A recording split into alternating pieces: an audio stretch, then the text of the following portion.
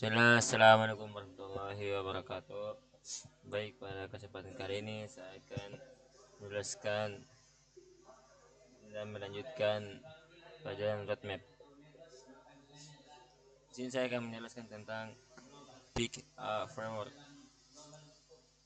Dalam dunia pengembangan web, pemilihan framework front-end merupakan langkah krusial yang dapat mempengaruhi efisiensi dan performa proyek.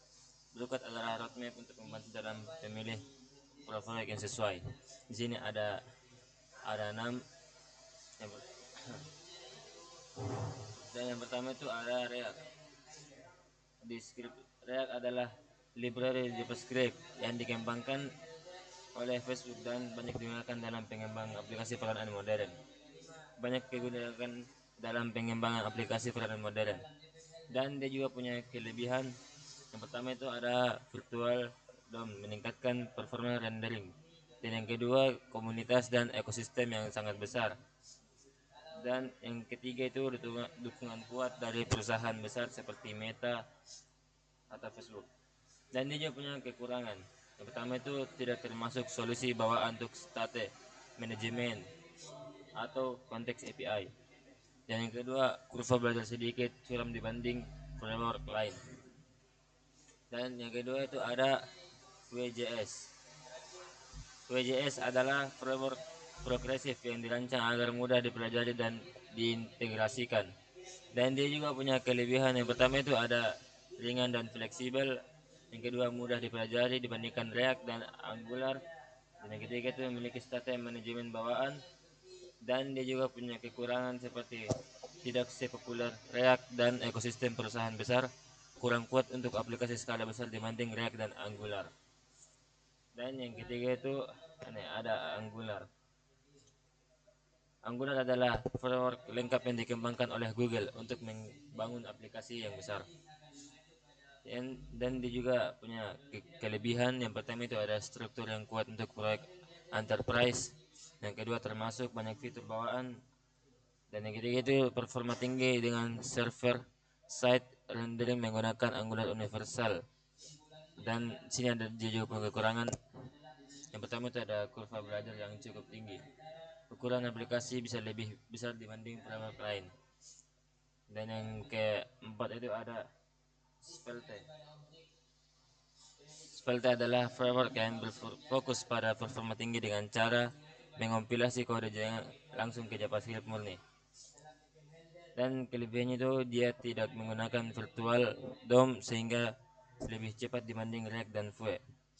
Dan yang kedua itu sintaks sederhana dan mudah dipelajari. Dan yang ketiga kode akhir lebih ringan dan optimal. Dan kekurangannya itu dia komunitas dan ekosistem masih kecil dibanding React dan Vue. Dan yang kedua belum banyak dukungan untuk proyek skala besar. Dan yang kelima itu ada Solid.js. Solid.js adalah framework berbasis reactive programming dengan pendekatan mirip React namun lebih optimal.